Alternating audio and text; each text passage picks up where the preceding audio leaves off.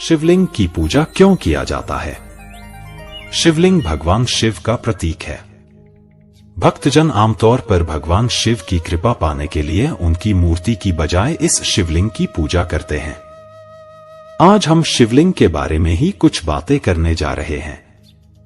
आपने जरूर यह देखा और पाया होगा कि भगवान शिव के भक्त आमतौर पर शिव की मूर्ति की नहीं बल्कि शिवलिंग की पूजा करते हैं। तो क्या आपने कभी सोचा है कि भक्त शिव की मूर्ति की बजाय शिवलिंग की पूजा क्यों करते हैं? क्या शिव की मूर्ति की बजाय शिवलिंग की पूजा करने से भगवान शिव प्रसन्न होते हैं? शिवलिंग की पूजा का क्या कारण है? सबसे पहले शिवलिंग की पूजा किसने की थी? शिवलिंग कहां से आया? भगवान शिव का लिंग क्यों काटा गया?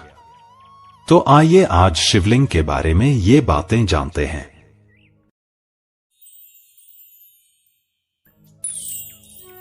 शिव पुराण के अनुसार सृष्टि के प्रारंभ में भगवान शिव से ही सृष्टिकर्ता ब्रह्मा और भगवान विष्णु की उत्पत्ति हुई। उत्पत्ति होने के बाद ब्रह्मा जी और विष्णु जी के मन में यह प्रश्न आया कि हम कौन हैं? हम इस संसार में कैसे आए? हमारे काम क्या है? दोनों ने यह सोच ही रहे थे कि तभी एक अग्निस्फुलिंग प्रकट हुआ और उसमें से निकले एक आवाज ने ब्रह्मा जी और विष्णु जी से कहा, तुम दोनों के मन में जो प्रश्न उठा है उसका उत्तर पाने के लिए इस अग्निस्फुलिंग में प्रवेश करो और इसका आदि और अंत खोजो। उस आवाज को सुनने के बाद ब्रह्मा जी और विष्णु जी दोनों ही अग्निस्फुलिंग में प्रवेश कर गए। हजारों वर्षों की खोज के बाद भी ब्रह्मा और विष्णु को अग्निस्फुलिंग का कोई आदि या अंत नहीं मिला और न ही वे अग्निस्फुलिंग के रहस्य को जान सके। तब भगवान शिव परमब्रह्म के रूप में दोनों के सामने प्रकट हुए। भगवान शिव ने ब्रह्मा जी और विष्णु जी को अग्निस्फुलिंग के रहस्य के बारे में बताया। ब्रह्मा जी और विष्णु जी दोनों ने अग्निस्फुलिंग के रहस्य को जान लिया और उसे प्रणाम किया। तब निराकार अग्निस्फुलिंग ने आकार लिया और ज्योतिर्लिंग स्वरूप शिवलिंग बन गया। तब ब्रह्मा जी और विष्णु जी दोनों शिवलिंग की पूजा करने लगे। यही पहला ज्योतिर्लिंग स्वरूप शिवलिंग है जो सृष्टिकर्ता ब्रह्मा और भगवान विष्णु के सामने प्रकट हुआ था। और सृष्टिकर्ता ब्रह्मा और भगवान विष्णु शिवलिंग की पूजा करने वाले पहले व्यक्ति हुए। भगवान शिव आदि और अंत के देवता हैं।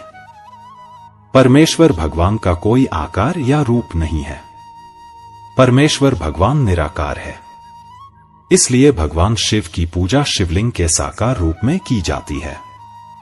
आध्यात्मिक अर्थ में शिवलिंग हमारे ब्रह्मांड की एक आकृति है। शिवलिंग शिव और शक्ति का एक शाश्वत रूप है और मनुष्य और प्रकृति के बीच समानता का प्रतीक है। दूसरे शब्दों में शिवलिंग हमें बताता है कि इस संसार पर अकेले पुरुषों का या केवल प्रकृति का प्रभुत्व नहीं है। पुरुष और प्रकृति एक दूसरे के पूरक और समान हैं। लिंग के रूप में केवल निराकार भगवान शिव की पूजा की जाती है। इसलिए निराकार परमब्रह्म भगवान शिव रूप धारण करने वाला शिवलिंग है। शिवलिंग में समाया है भगवान शिव और शिव में समाया है सारा ब्रह्मांड। भगवान शिव समस्त ब्रह्मांड के मूल हैं। शिव का अर्थ है परम कल्याणकारी और लिंग का अर्थ है सृजन। वायु पुराण के अनुसार लिंग वह स्थान है जहां प्रत्येक महायुग के अंत में संपूर्ण सृष्टि विलीन हो जाती है और जहां से सृष्टि के समय संपूर्ण सृष्टि प्रकट होती है और प्रलयकाल में जहां संपूर्ण ब्रह्मांड समाहित हो जाता है। इस प्रकार लिंग संपूर्ण ब्रह्मांड के निर्माण, अस्तित्व और विनाश के कारण या शक्ति का प्रतीक है। शिवलिंग की पूजा कैसे शुरू हुई, इसके बारे में कई कहानियां हैं। लिंग पुराण के अनुसार अपने पति भगवान शिव के बारे में अपमानजनक बातें सुनकर पिता दक्ष प्रजापति के यज्ञ स्थल पर ही माता सती ने अपनी देहत्याग कर दिया था। यह वार्ता सुनने के बाद भगवान शिव ने क्रोधित होकर दक्ष प्रजापति के यज्ञ को नष्ट कर दिया। उसके बाद पत्नी की मृत्यु के शोक में भगवान शिव चेतनाहीन होकर दिगंबर अवस्था में पृथ्वी पर विचरण करने लगा। भगवान शिव को इस अवस्था में घूमते हुए देखकर कुछ महिलाएं उन पर मोहित हो गईं। स्त्रियों की इस अवस्था को देखकर कुछ ऋषियों ने भगवान शिव को श्राप दे दिया। ऋषियों के श्राप के कारण भगवान शिव का लिंग उनके शरीर से खंडित होकर अलग हो गया। शिव का लिंग खंडित होने से तीनों लोकों में हाहाकार मच गया।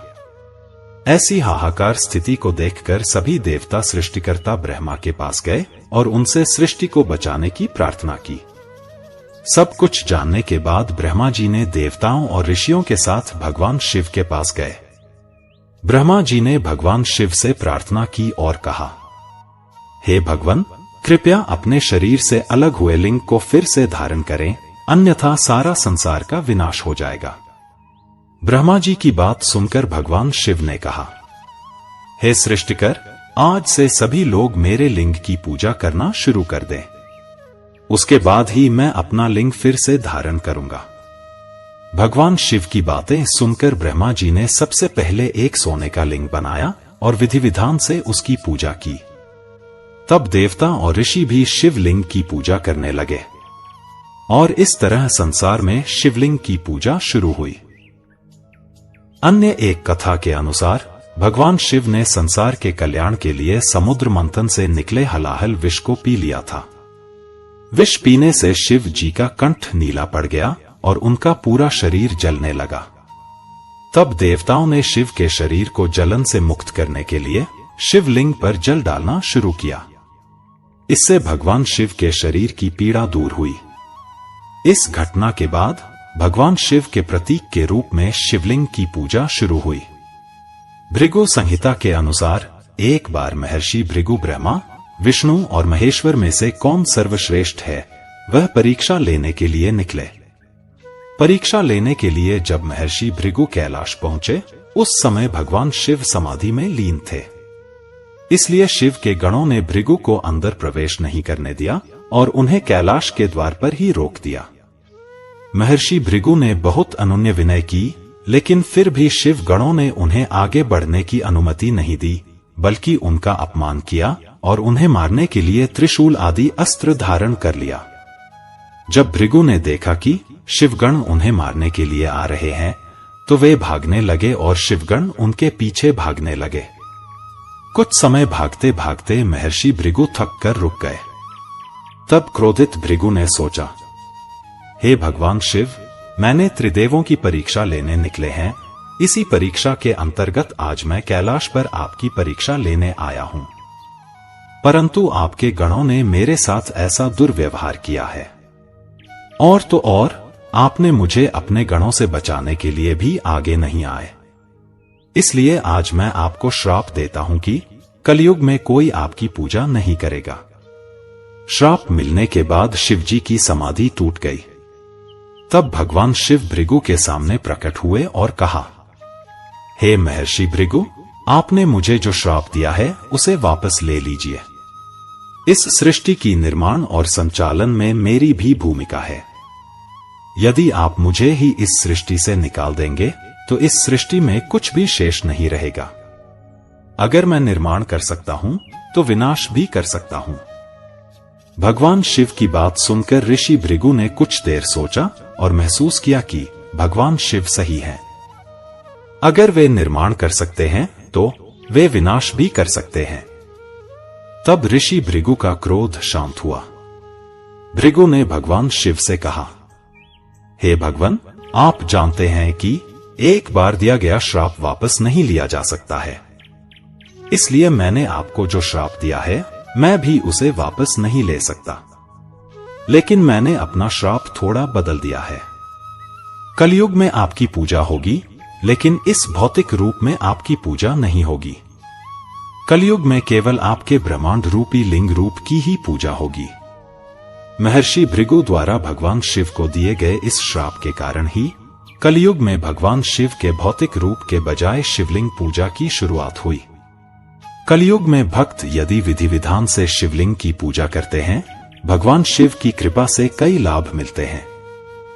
यदि आप शिवलिंग की पूजा भक्ति से करते हैं तो विवाह योग्य कन्याओं को योग्य वर प्राप्त होता है, निःसंतान दंपतियों को संतान प्राप्ति होती है, धन, ज्ञान और मोक्ष की प्राप्ति होती है। जिस स्थान पर शिवलिंग की पूजा की जाती है, वह स्थान तीर्थ स्थल बन जाता है। शिवलिंग विभिन्न प्रकार के होता है। हालांकि पूरे भारत में केवल 12 ज्योतिर्लिंग हैं। ये 12 ज्योतिर्लिंग मनुष्य द्वारा निर्मित नहीं है। मान्यता है कि ये ज्योतिर्लिंग स्वयं ही प्रकट हुए थे। मित्रों, हमें उम्मीद है कि आज की कहानी आपको जरूर पसंद आई होगी। आगे अन्य एक नई कथा के साथ फिर मिलने की आशा से और आप सभी के कुशल कामना के साथ आज के लिए विदा लेता हूं। धन्यवाद। जय श्री कृष्ण।